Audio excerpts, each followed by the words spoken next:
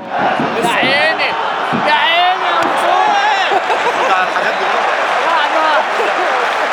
وبيعتذر شايفها بعد العيد زي ناصر رمزي حمل واحده بس شاطها جت هنا كده. بس استلامها حلو والله. ايه ده حسام؟ ايه ده حسام؟ ابني ورا اللي فيه هيعمل ايه؟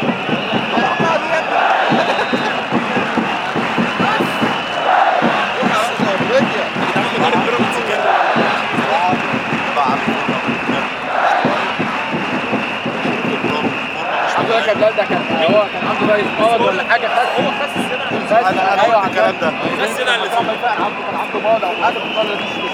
لا قال لي هتبطل كوره حسام مخلي وشه. ايوه قال كوره ده عنده مرض.